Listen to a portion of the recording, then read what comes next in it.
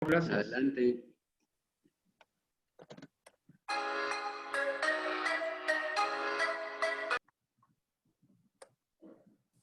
Adelante, Pepe, estamos dando inicio. Gracias, Millán.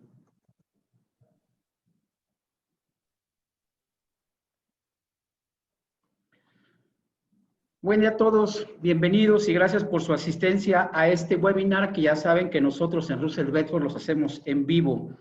En esta ocasión con el tema, o con los temas, o el tema, iniciativas de reformas a la ley del Seguro Social. Este webinar será será de 1 hora y como los anteriores, una vez que se termine, estará disponible en nuestra página web de Russell Bedford en la sección Publicaciones. En esta ocasión, los ponentes seremos el actuario David Iglesias Nava, quien es socio de Actuarial Solutions, firma con la cual tenemos una alianza estratégica y nos apoya a los clientes principalmente en la preparación del famoso estudio llamado D3, el reconocimiento de pasivos laborales. David, pues muchas gracias por tu apoyo. Y su servidor, José Rodríguez Sánchez, socio de Russell Bedford México en la Ciudad de México. Bueno, pues en esta ocasión lo que vamos a analizar, ya dijimos, son 2 iniciativas de reformas a la ley del Seguro Social. La primera, pues se refiere a todo lo del tema de las pensiones, que el 22 de julio nos anunciaron unos antecedentes donde nos dieron a conocer el acuerdo para el fortalecimiento de las pensiones de los trabajadores del sector privado, es decir, única y exclusivamente las del Seguro Social. Y recientemente, pues también un diputado anunció, dio a conocer una iniciativa por el que propone reformar el artículo 218 relativo a la modalidad 40, que es lo que vamos a ver más adelante. Bueno, pues la primera iniciativa, la del el decreto por el que se reforman, adicionan y derogan diversas disposiciones de la Ley del Seguro Social y de la Ley del Sistema de Pensiones, es una iniciativa presidencial que yo creo que sí va a pasar, sí va a ser aprobada. Es una reforma, podemos decir, es una reforma muy importante y podemos decir que positiva. ¿Y por qué podemos decir que positiva? Porque como todo, va a tener un costo muy importante y el problema es cómo y cuándo lo vamos a pagar. Y antes de entrar en materia, vale la pena hacer hablar un poco de historia. El Seguro Social inició operaciones el 19 de enero de 1943, es decir, hace 77 años. En su vida, es decir, en estos 77 años, hablando del tema de pensiones, solo ha tenido 2 reformas, la de 1973 y luego la de 97.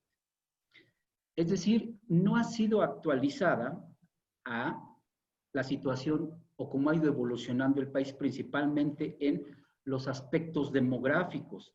Se ha incrementado considerablemente la expectativa de vida y es una realidad de nosotros. El incremento en la economía informal. Vean, cuando nació esta ley se requerían que el trabajador hubiese cotizado 700 semanas, es decir, aproximadamente 13 años para tener derecho a una pensión. Después, en el 73, se disminuye ese requisito y en lugar de ser 700, ahora en aquel entonces se pedían 500 semanas, es decir, números redondos, insisto, 10 años. Luego en 97, pues ya empezaban los problemas muy fuertes económicos del Seguro Social y se incrementa considerablemente el número de semanas a 1,250, es decir, 24 años, es decir, una reforma muy ambiciosa y muy optimista. Creo que fue una excelente reforma, pero fue insuficiente y las cosas no se dieron. Y pues no se dieron que hoy por hoy tenemos otra reforma. Bien, entremos en materia con esta primera iniciativa en lo relativo a las pensiones. Las principales propuestas son 4. A grandes rasgos son 4 principales reformas. Hablando del sistema, insisto, de las pensiones. Los objetivos de esta reforma son 2. Que más trabajadores tengan derecho a una pensión. y el monto de la misma sea mucho mejor. Entonces, la reforma, ¿en qué consiste? La primero es incrementar el importe de la pensión mínima garantizada.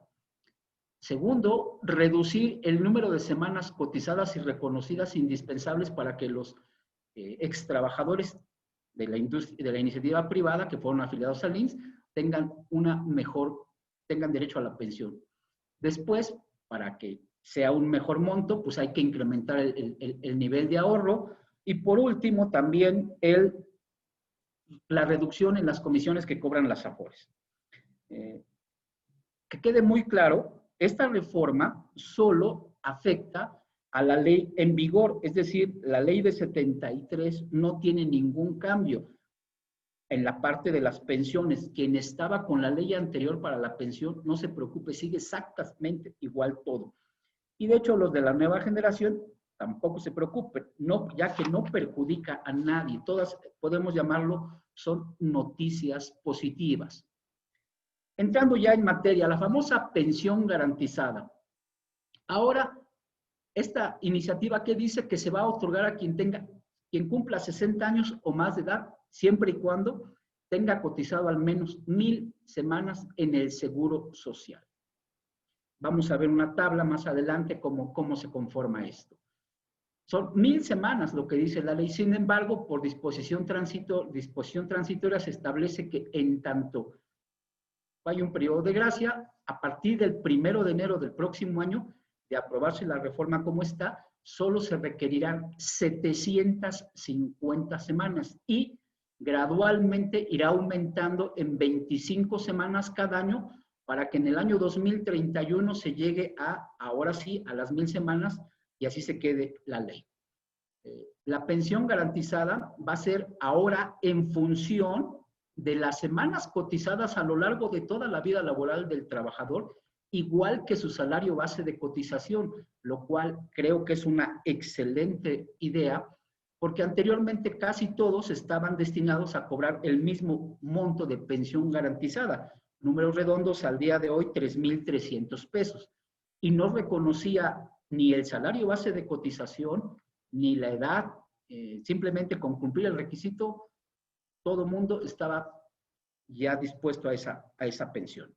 Una noticia muy buena es que, para efectos de esto, quien haya cotizado también en el ISSSTE, se van a reconocer los salarios base de cotización del ISSSTE y las semanas que los trabajadores hayan cotizado para la iniciativa privada. Entonces, otra vez, hablábamos anteriormente de 24 años, de momento se baja a 14 años y después va a quedar en 19 años para tener derecho a la pensión. Y bueno, también para gozar, eso es la pensión mínima garantizada, pero ya para hablar de los demás beneficios, lo de cesantía en edad avanzada y vejez, también se requerían 1,250 semanas, es la misma disposición, digo, vamos en el mismo sentido, que se van a requerir solamente 1000, y de momento, por disposiciones transitorias, nos dicen que van a ser 700 semanas. Bien, ¿cómo se va a calcular? De acuerdo a la ley, así va a ser el monto de las pensiones, que reconocen, vean, la edad del trabajador, el salario base de cotización que tuvo a lo largo de toda su vida laboral. Esto de entrada ya es una buena idea porque muchos aseguraban al trabajador con el mínimo toda la vida y les decían, oye, pues finalmente vas a tener la misma pensión. Ahora no, veamos, está dividido en 5 grandes bloques. Si el trabajador cotizó con un salario mínimo hasta 1,99 UMAS, viene un bloque de cuánto será el monto de su pensión. Obviamente también dependiendo del número de semanas cotizadas. A mayor semanas cotizadas, mayor monto de la pensión. Luego, si el trabajador su salario base de cotización estuvo entre 2 y 2,99 veces la UMA, tendrá un monto superior. Lo mismo para el de 3 a 3,99 y así por rangos. Y el máximo para estos casos será hasta 5 UMAS. Es decir, cuando pase el periodo de transición, la pensión mínima garantizada será de 2,622 pesos y el monto máximo será de 8,241, que realmente ya es un monto interesante si partimos de la base que actualmente se están pagando 3,300 pesos. Estos montos se van a actualizar por inflación. Y como dijimos, también mediante disposiciones transitorias, se aclara que también partimos ahorita, sería a partir del 1 de enero del próximo año, con 750 semanas y se irá incrementando 25 cada año. Entonces, mediante disposiciones transitorias, así queda.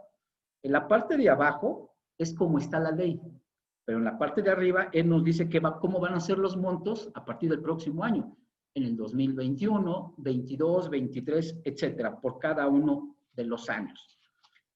Entonces, simplemente ya es un beneficio. Son muchos más trabajadores los que van a tener la pensión, toda vez que son muchos menos semanas cotizadas.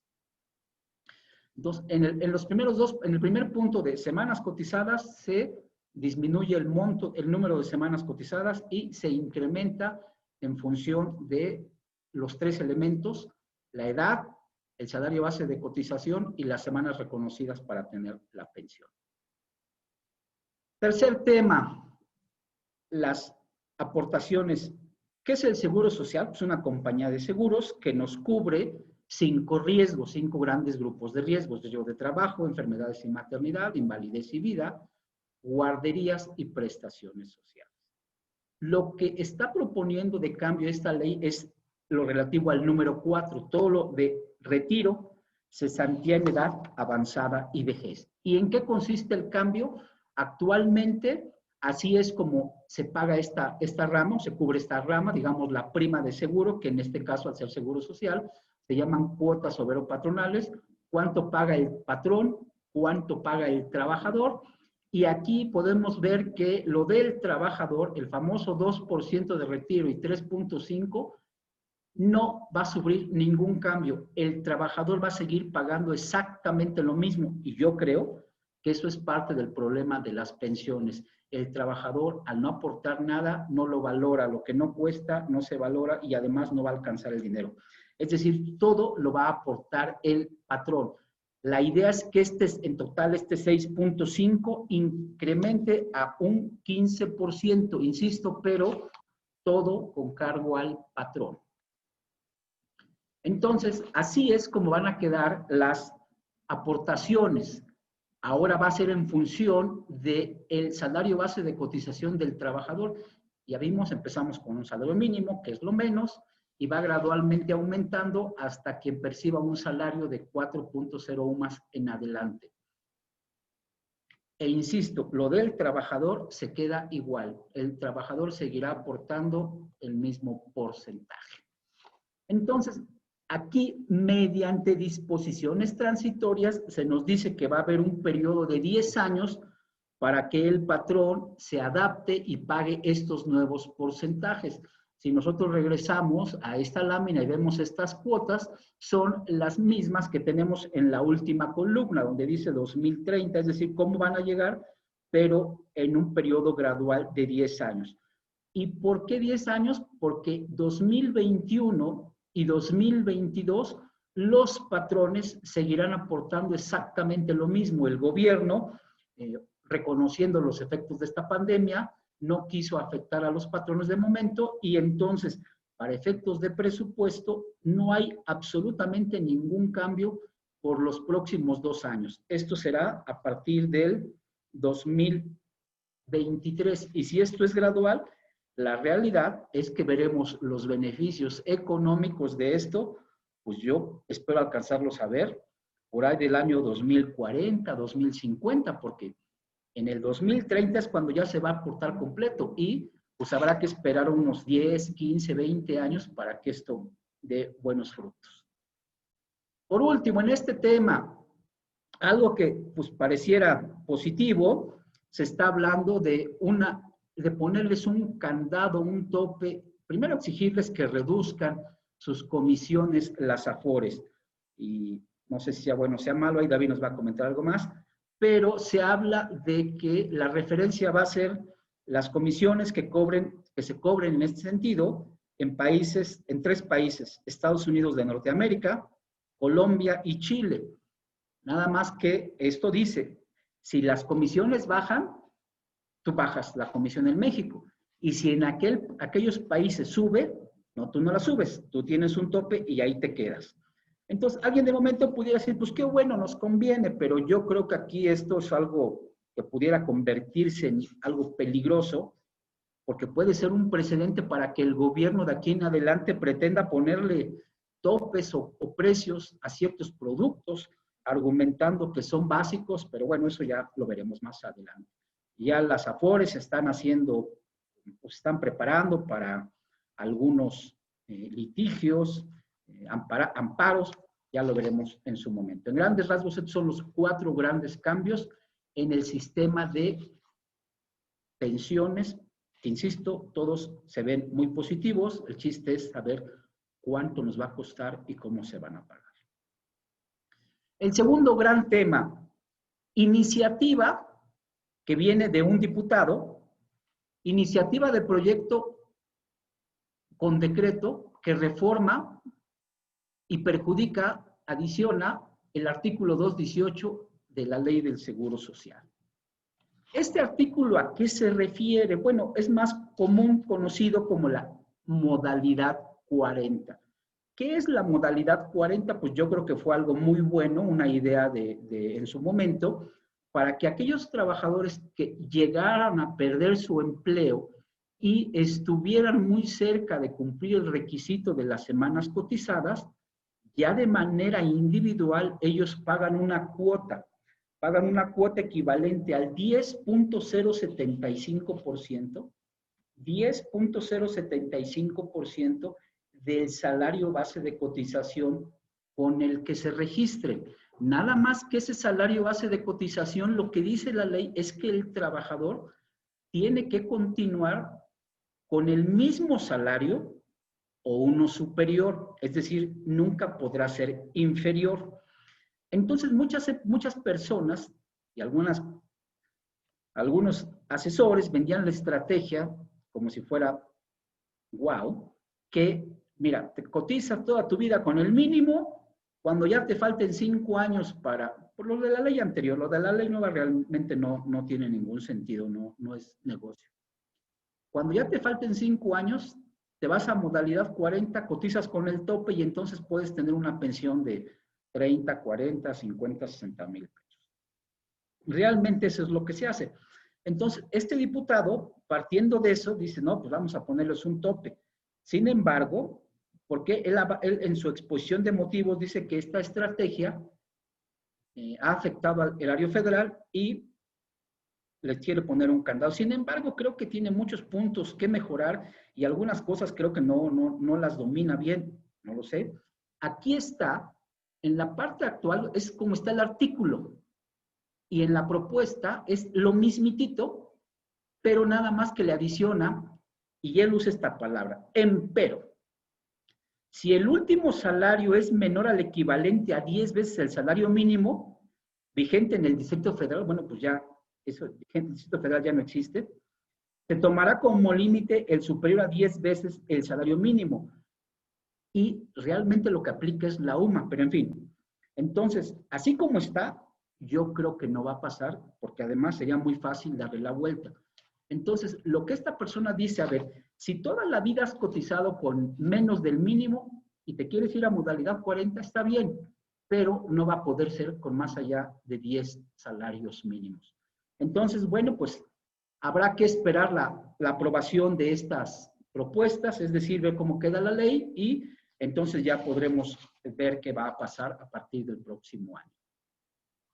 Entonces, yo concluyo mi participación, pues ahora sí que con una reflexión, como les he comentado anteriormente, dada la situación, debemos de hacer un plan de retiro personal. Recordemos que cada quien debe planear su retiro porque pues eso es totalmente personalizado, ¿no? Entonces, esos son a grandes rasgos, las reformas propuestas a la ley del Seguro Social, a la ley de AFORES.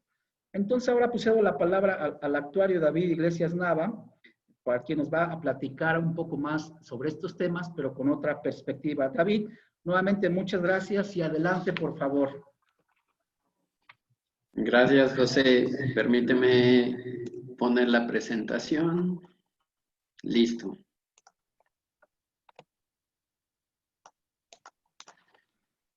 Listo. Perfecto. Bueno, antes que nada quiero agradecer a Pepe y a Javier Jiménez por la... Y todavía no se ve tu pantalla.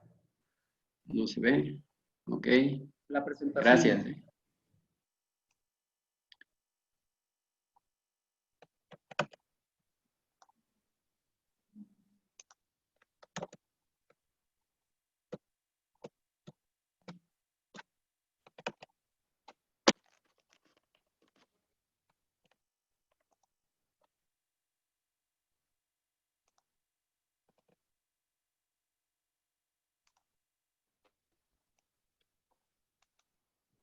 ¿Ahí se alcanza a ver? Listo, ya está perfecto, David, gracias. Perfecto, no, al contrario, disculpen. Bueno, como decía, muchas gracias, Pepe, por la invitación, gracias, Javier Jiménez, y gracias al equipo de Russell Bedford por la invitación, por estar en este webinar. Para los que no me conocen, mi nombre es David Iglesias, soy socio de la firma Actuarial Solutions, somos una empresa de consultoría y asesoría de primera calidad en temas de estudios actuariales y planes de jubilación. Y también ayudamos a las personas a alcanzar su libertad financiera. Los invitamos a conocernos. Entonces, lo primero que les indicaría es si realmente se trata de una reforma de pensiones. Escuchamos en los medios de comunicación, ya sea televisión, radio, periódicos, que se trata de la reforma de pensiones al sistema de ahorro para el retiro. Pero, ¿qué tanto si es una reforma de pensiones? Entonces, vamos a ver a continuación. De hecho, algunos de los comentaristas, periodistas más importantes en el sector económico le llaman la reforma financiera más importante del sexenio. Y entonces, pues bueno, vamos a ponerlo en perspectiva con las siguientes láminas. Primero, ¿cuántos trabajadores o población económicamente activa existen en México? En México existen un total de aproximadamente 57 millones de trabajadores, de los cuales entre 3 y 4 millones son del apartado B. Los que no conocen qué es el apartado B es que trabajan en el sector gobierno, y la diferencia es que trabajan en instituciones privadas. De los que trabajan en instituciones en el sector, digamos, privado, hay 32 millones que son informales y 20 millones que trabajan en la formalidad y que tienen una relación laboral y que cotizan, digamos, al Seguro Social. Ahora, de estos 20 millones que cotizan al Seguro Social, hay 6 millones que están bajo el amparo de la ley del 93. ¿Qué quiere decir esto? Que van a tener derecho a una pensión bajo las condiciones de aquella ley de 1993 y que básicamente esta propuesta de reforma no les estaría ni afectando ni beneficiando. Y por otro lado tenemos a los trabajadores de la ley que empezaron a cotizar a partir del 1 de julio del 97, que son aproximadamente 15 millones de personas. Aún así, de estos 15 millones de personas, se estima que no todos van a alcanzar las condiciones mínimas para poderse jubilar. Entonces, si pensamos que aproximadamente un 50% de estos 14 millones sí va a alcanzar esas condiciones, estaríamos hablando de unos 7 millones. Entonces, 7 millones de 57, que son en total la población económicamente activa, estamos hablando de un 12% aproximadamente. Es decir, en cuanto al número de personas que afecta a esta reforma de pensiones, no estaríamos hablando de una reforma integral en el sistema de pensiones de México, ¿de acuerdo? Entonces, sin embargo, es un paso muy importante, es un primer paso que se hace a un sistema, el más representativo en cuanto al número de personas aseguradas, y definitivamente pues se van a empezar a ver algunos cambios, por lo menos en lo que es el sistema de pensiones del ISSSTE, ya lo mencionó el propio presidente, no sabemos si va a quedar en este sexenio, pero si ustedes analizan históricamente qué es lo que ha pasado con los cambios que se han presentado en el Seguro Social y las modificaciones a sus leyes, y lo comparan contra los cambios que vienen posteriormente en la ley del ISSSTE, generalmente sí suceden o ocurren los mismos cambios unos años después, ¿no? Entonces, vamos a esperar qué es lo que sucede, pero bueno, de entrada, pues no se trata de un sistema o una reforma integral de pensiones. Ahora bien, si lo que nosotros queremos analizar es no por el número de personas que se ven beneficiadas con esta reforma, sino más bien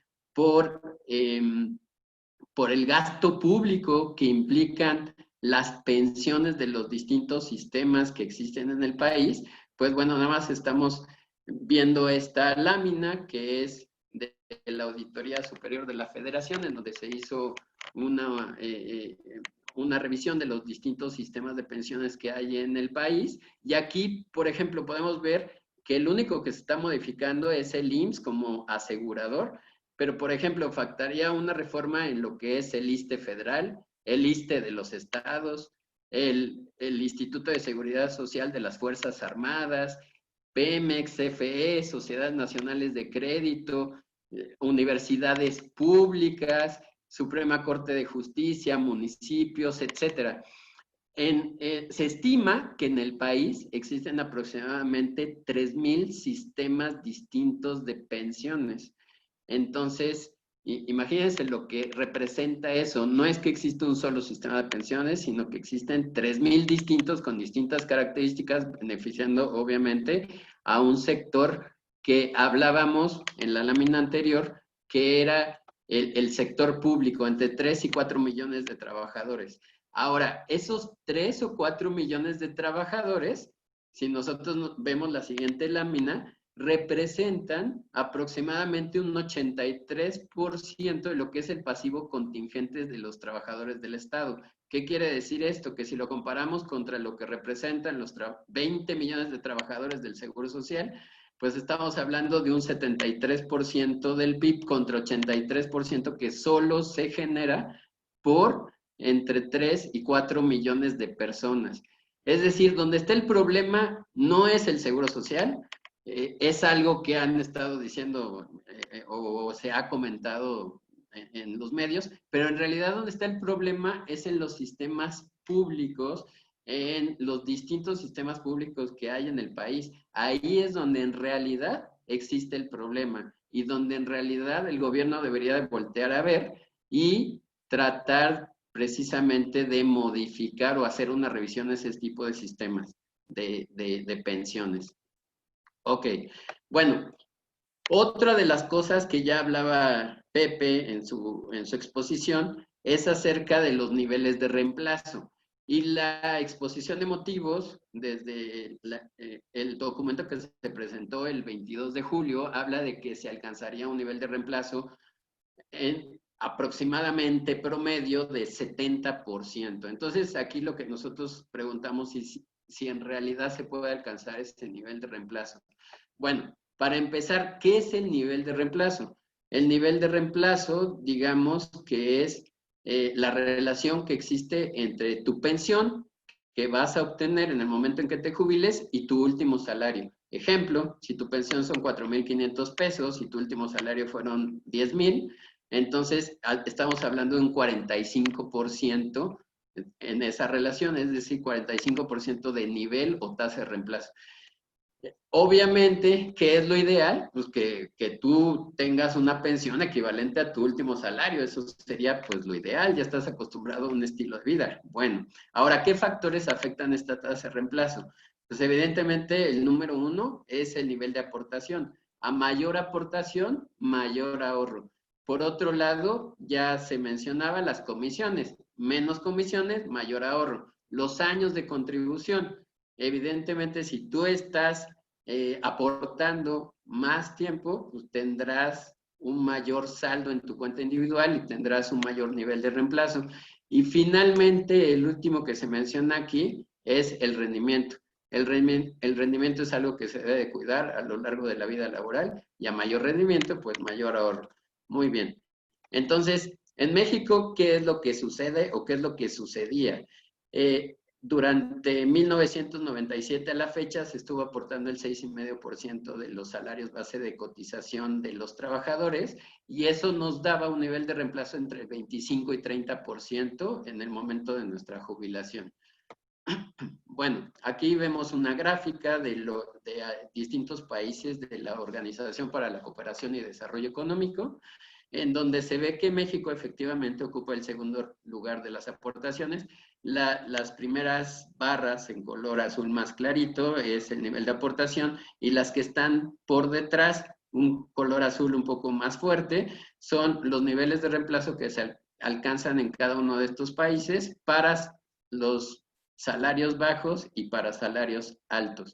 Entonces, lo único que podemos ver aquí es que, y evidentemente a mayor aportación, vamos a tener un mayor nivel de reemplazo. Ahora bien, lo que les decía, lo que promete la reforma es que se alcancen niveles de reemplazo del 70%. ¿Eso es viable? Pues bueno, ¿qué fue lo que hicimos nosotros en nuestra firma? Lo que nosotros hicimos fue separar a las distintas poblaciones que se van a presentar de trabajadores desde que existe, digamos, el Seguro Social y los trabajadores futuros que van a empezar a trabajar a partir de que ya esté 100% implementada la reforma. Entonces, tenemos un primer grupo de trabajadores, que es que aquí le pusimos grupo 4, que son todos aquellos que empezaron a cotizar antes del 1 de julio de 1997. Es decir, ellos, ya hablamos, son los trabajadores de transición y se rigen bajo las leyes, bajo la ley del 73, y ahorita vamos a ver qué niveles de reemplazo tienen estas personas. Estamos otro grupo de personas que somos los que venimos cotizando desde el 1 de julio del 97, que actualmente seguimos cotizando. ¿Cuál es el nivel de aportación que se está haciendo a las AFORES? El 6,5 que se menciona aquí. Después, otro segundo grupo, que le llamamos grupo 2, que son los trabajadores que van a empezar a cotizar a partir de, o en el periodo transitorio, es decir, del 1 de enero del 2023 hasta el 31 de diciembre del 2030.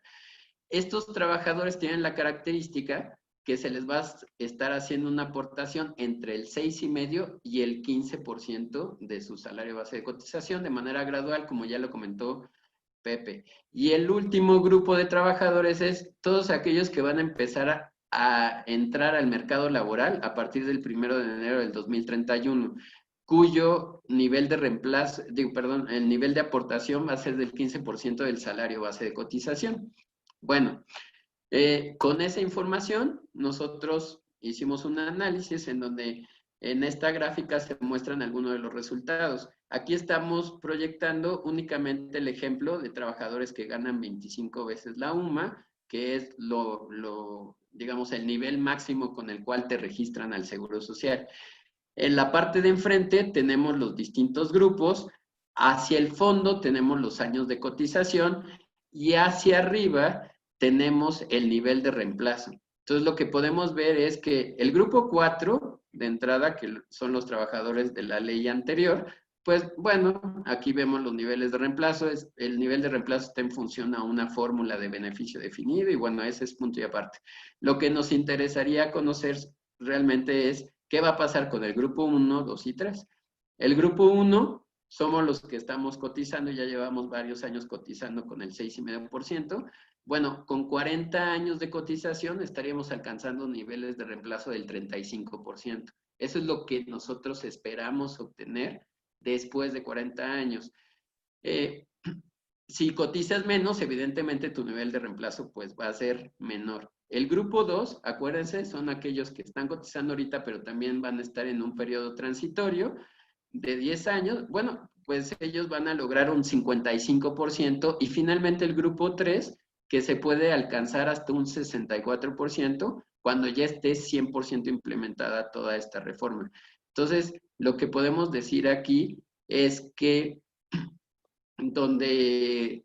que en realidad hay que informar bien a la población que ese 70% que está diciendo el gobierno pues sí se puede alcanzar siempre y cuando tú cotices al menos 40 años, porque si no, no se estaría alcanzando ese objetivo. Cotizar 40 años en una economía como la que actualmente tenemos es bastante difícil. Bueno, ahora bien, este nivel de reemplazo se complementa con lo siguiente. Hay algo que se llama la pensión universal. El 8 de mayo del 2020 se publica en el Diario Oficial de la Federación las modificaciones al artículo 4 de la Constitución, en donde se establece que para todas las personas, por el simple hecho de ser mexicanos, pues tienen derecho a recibir lo que se le llama la pensión universal, una cantidad de manera bimestral, aproximadamente al día de hoy 2.500 pesos. Si esos 2.500 pesos nosotros los sumamos y vemos cuánto representan de nivel de reemplazo, pues para una persona que gana 25 UMAS, 2.500 pesos representa un 6%. Para alguien de 20 UMAS, un 8, etcétera, ¿no? Donde ayuda más, evidentemente, es a los que ganan menos, a un salario mínimo, ahí representa hasta un 40%. ¿A partir de cuándo ustedes pueden recibir esto? A partir de edad 68 o, en el caso de los indígenas y afromexicanos, a partir de la edad de 65 años. Pues muy bien. Entonces ya vimos que la tasa de reemplazo sí se puede lograr, pero bajo ciertas condiciones. Ahora bien, otro de los temas que Pepe abarcaba era la modalidad 40. Ya hablábamos de lo que es la modalidad 40 y ya también se mencionó que actualmente le cuesta a un trabajador ingresar esa modalidad el 10.075% de lo que es el salario base de cotización. Esto donde se establece en el artículo 218 de la propia ley del Seguro Social, en donde dice que el trabajador deberá de pagar las cuotas respectivas a los seguros de invalidez, vida, cesantía en edad avanzada, vejez, retiro y gastos médicos para pensionados. Ok, ahora, ¿qué va a pasar con la iniciativa de reforma? Recuerden que lo que les comentó Pepe, existe una iniciativa por un diputado en donde probablemente el tope de lo que se va a estar obteniendo en la modalidad 40 cambie, pero ¿qué pasaría si esa iniciativa no pasa y solamente se queda pues, la reforma así como la presentaron a la Cámara de Diputados? Bueno, lo que pasaría es que en el 2031, en 2031, la gente que quiera estar dada de alta en modalidad 40 y estar topada, va a estar pagando un 18.80% de lo que es el salario base de cotización. Es decir, pues va a aumentar un 80% el costo de la modalidad 40 para aquellos que todavía quieran utilizar esta estrategia, ¿no? Entonces, es algo de lo que no se ha mencionado mucho, pero que aquí se los presentamos. Otra de las afectaciones que tiene la reforma es en los planes privados de pensiones. ¿En qué afecta esta reforma? Pues bien, para los que no conozcan, un plan privado, pues es una prestación que otorga una empresa a sus empleados para complementar, digamos, el ingreso económico que van a tener en el momento en que se jubilen. Puede ser derivada de una cláusula de un contrato colectiva o una decisión voluntaria de la propia empresa. Hay distintos planes de pensiones, los de planes de contribución definida, que se parece mucho a lo que es el esquema de las AFORES, y planes de beneficio definido. Nosotros creemos que pudieran verse afectados lo que son los planes de contribución definida. ¿Por qué? Porque al incrementar las aportaciones, obviamente genera un aumento en los gastos de la empresa y evidentemente, ¿cuál es el objetivo de estos planes privados de contribución definida? Lo mismo que se está haciendo en las AFORES, complementar el ingreso a la jubilación de los empleados. Por lo tanto, se tendrían dos vehículos, el vehículo privado y el vehículo, digamos, de la AFORE, para el mismo objetivo. Entonces, muchas empresas probablemente la consecuencia sea que analicen este tipo de esquemas y pudiera ser que los cancelen o los modifiquen reduciendo, digamos, el nivel de aportación que actualmente se hace. Entonces, pues bueno, es algo de lo que es como consecuencia de la reforma. Otro de los temas que ya mencionó Pepe, pero que aquí complementamos, y les presentamos alguna información interesante, es el siguiente, el de las comisiones de las AFORES. Las AFORES actualmente están en niveles promedios del sistema del 0.92% sobre saldo. ¿Qué significa eso? Que sobre el total de lo que hay en tu cuenta de Afore, sobre eso te quitan el 0.92%. Eso pudiera sonar muy poco, porque si ustedes dicen, a ver, tengo 100 pesos, ¿cuánto es el 0.92? Pues 92 centavos. Entonces, en realidad no me están quitando mucho, entonces ni me preocupa ese tema. Bueno, ahorita les voy a comentar algo. A nivel OCDE, México es el tercer país que más cobra comisiones. Y aquí, bueno, presentamos este gráfico. Aquí estamos agregando, no es parte de la OCDE Colombia, pero estamos agregando a Colombia, derivado de lo que ya comentó Pepe, en el caso de que se planea establecer la comisión en función a las comisiones promedios de Colombia, Chile y Estados Unidos, ¿no?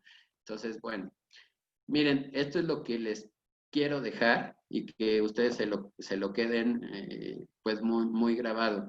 Un 1% de comisión al final de tu vida laboral después de 40 años representa un 21% en reducción del total que tú pudieras tener en una pensión. Eso es lo que más o menos pasa en México al nivel actual de comisiones. Es muchísimo dinero. Si a ti te digo que a tu jubilación te voy a pagar 1,000,000 de pesos, pero resulta que 200,000 te voy a cobrar por temas de comisión, pues es muchísimo dinero. La gente no lo ve. Y ahorita les presentamos esto para que ustedes se sensibilicen, porque mucha gente ni sabe en qué Afore está. Le preguntan, oye, ¿en qué Afore está? No sé. Y no importa la comisión que estén cobrando, etcétera, las propias Afores, pues a la gente no le importa involucrarse con su dinero. Pero ¿cuál es el tema aquí? La iniciativa de reforma dice que las comisiones van a llegar a niveles del 0.5. Bueno, eso ayudaría a que en vez de reducir tu patrimonio en un 20%, fuera aproximadamente en un 11%. Es muchísimo mejor que lo que tenemos actualmente. Tasa objetivo que se pretende, el 0.54, y como ya lo comentó Pepe, pues el tema de las comisiones, más allá de estar comparando países, porque eso pues viola lo que es la soberanía nacional, tratados internacionales, y evidentemente el establecer un esquema de comisión del 0.54 para todas las Afores, pues va a haber Afores que pues, no puedan sostener ese nivel de cobro de comisiones, que se fusionen con otras y no vamos a tener pues más las 10 opciones que actualmente tenemos, ¿no? Entonces, es un problema de la Ley Federal de Competencia Económica, ¿no? Entonces, bueno, otro de los temas que pasa con las Afores y con esta reforma es el cambio en el régimen de inversión. Y aquí ponemos si es una propuesta olvidada, porque si ustedes leen el documento completo no viene nada acerca del cambio en un régimen de inversión, pero cuando lo anunciaron en el mes de julio, se hablaba precisamente de este tema, ¿no? Que se haría un cambio en el régimen de inversión. Para los que no saben qué es el régimen de inversión, el régimen de inversión es un conjunto de reglas que establece la CONSAR, en donde se define en qué se puede o qué no se puede invertir las Afores, los límites máximos y mínimos por tipo de activo. Entonces, ¿qué es lo que se hace y qué es lo que se va revisando año con año? Pues de manera paulatina se van revisando los ajustes en los activos en los cuales se va invirtiendo. Imagínense, cuando inició el sistema hace 20 años, comparado contra el día de hoy, ya salieron muchas nuevas formas e instrumentos de inversión que existen en el mercado. Ya se desarrolló más el mercado financiero. Entonces tienen que ir adecuando en esa medida el mercado, el régimen de inversión de las Afores. Ahora, cada Afore decide cuál va a ser su estrategia de inversión. Esto lo hace a través de definir sus CIEFORES generacionales. Recuerden que desde el mes de diciembre a la fecha, se definieron 10 afores generacionales, aquí estamos hablando de las 10 afores que tenemos, y cada una de ellas tiene 10 distintas, se llaman Target Date Funds, fondos ciclos de vida, y cada uno de esos fondos ciclos de vida estuvo diseñado por cada una de las afores en qué se va a invertir, ¿no? Bueno, pues la realidad es que desde enero del 2019 se presentó ya una iniciativa de este cambio en el régimen de inversión y ahí está parada en la Cámara de Diputados.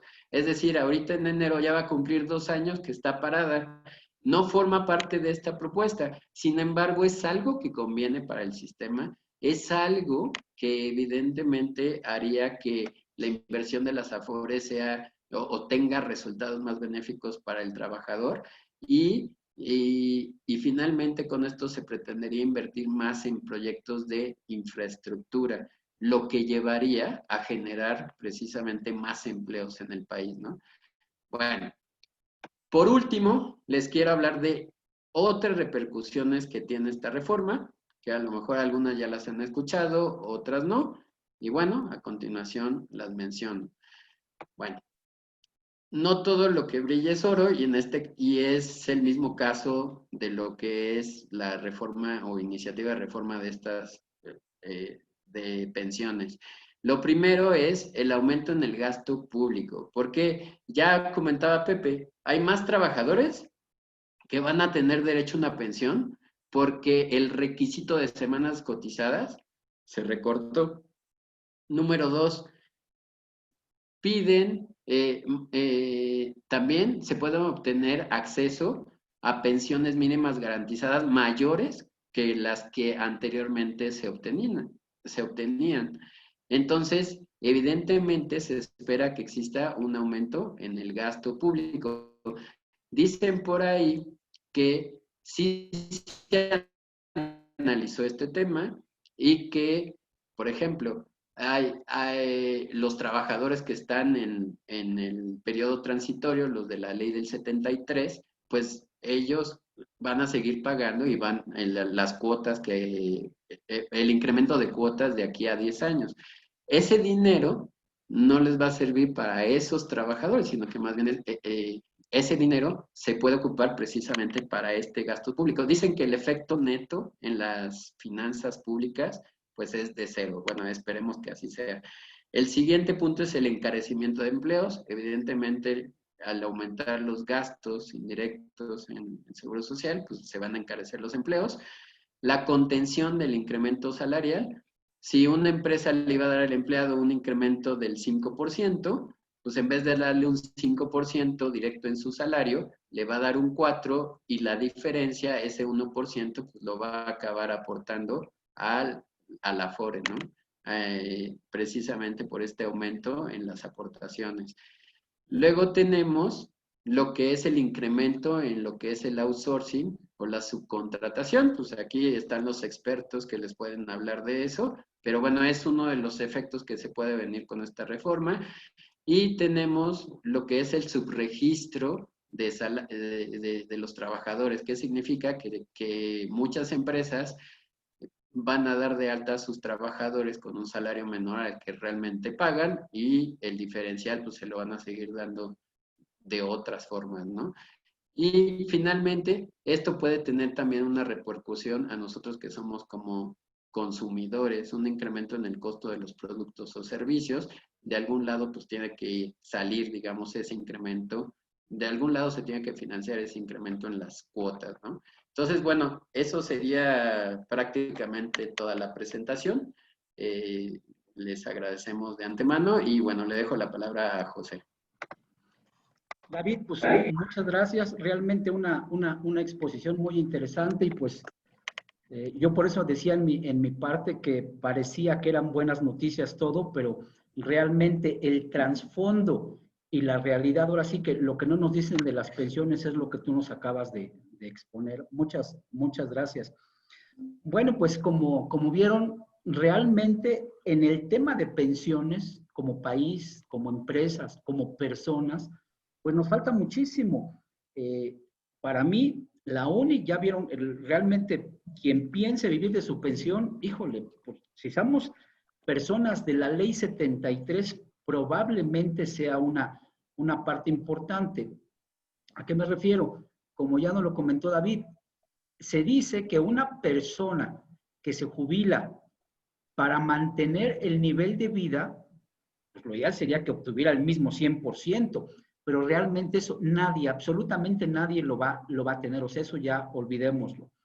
Sin embargo, se dice que con el 70% pudiera mantener el mismo nivel de vida, como nos decía David. A ver, una persona que al momento de retirarse percibe 10,000 pesos de sueldo y su pensión es de 4,000, pues le faltan 3,000 para llegar a 3,500 para llegar a un 70-75%. Entonces, la idea es cómo vamos a complementar esos 4,000 para llegar a los 7,000, en este ejemplo, a los 7,500 y tener más o menos el mismo nivel de vida. Yo creo que la única o la principal, cada quien hará su estrategia, por eso hace rato yo decía que cada quien tendrá que hacer su plan de retiro personal, pero una muy buena opción, según yo, es el ahorro voluntario. Y aquí, David, me gustaría que nos comentaras, porque yo siempre recomiendo que se utilice la opción del ahorro voluntario en las Afores. ¿Por qué? Porque la tasa de interés es muy buena. Ahorita no recuerdo el monto, pero si no mal recuerdo, creo que en las Afores hay 5 billones de pesos entre todos los mexicanos, trabajadores y patrones, la aportación que hay ahí, el saldo que hay ahorita ahí es de 5 billones. Entonces, imagínense lo que nos dice David. ¿Quién quiere la comisión del 0.92? O sea, ni siquiera es un punto porcentual, pero de 5 billones, imagínense. Bueno, lo que se dice es que de esos 5 billones, realmente más o menos el 50% ha sido aportación de los patrones y trabajadores. Es decir, el otro 50% es interés, son rendimientos. Entonces, yo sí creo que es una muy buena opción el ahorro voluntario en las Afores. ¿Por qué? Porque es tu dinero. Y si algún día tienes una emergencia, pues por supuesto que lo puedes sacar, claro, se te va a cobrar el ISR por los intereses generados. Si lo dejas hasta tu final de jubilación, no causaría ISR. Pero en ese tema, David, ¿qué opinas? ¿Qué sugieres? Porque realmente el futuro para todos se ve muy gris. Claro. Pues mira, antes que nada comentarte lo que bien decías acerca del tema de las Afores. El recurso que manejan las Afores en términos del PIB representa más o menos al día de hoy un 17% de lo que sería el PIB. Y con este cambio se espera que esto aumente a un 30-40% de lo que sería el PIB. Estaríamos hablando pues, prácticamente de un sector que está manejando muchísimo dinero y muy importante para el país. Eso es totalmente positivo. A nivel personal, a nivel ya personas, existe, para empezar, una falta de cultura financiera muy importante en el país, desde finanzas personales, uso de tarjeta de crédito, inversiones, etc. Entonces, hablando ya de un tema un poquito más avanzado, que es el tema del ahorro para la jubilación, la mayoría de las personas pudiera, un canal evidentemente es el tema de las Afores. Todo mundo, a partir de muy poco dinero, prácticamente estás hablando de 50 pesos, puedes agarrar e invertir para tu jubilación en la Afore. Entonces, ya existen muchas herramientas. Desde un OXXO tú puedes estar aportando para tu jubilación en la Afore.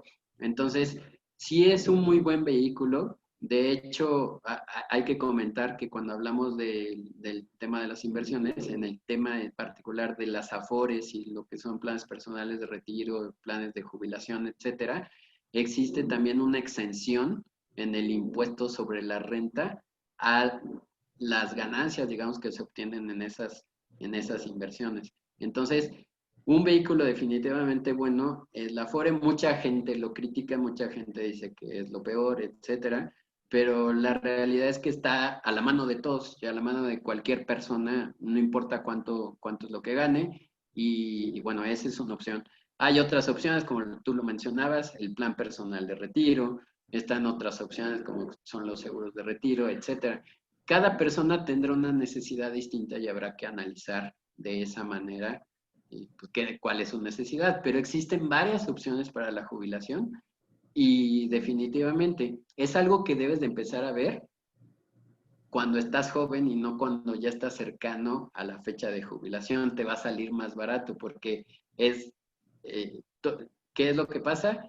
Pues que tú empiezas a invertir más joven y te ayuda el interés compuesto que se va generando precisamente en las inversiones.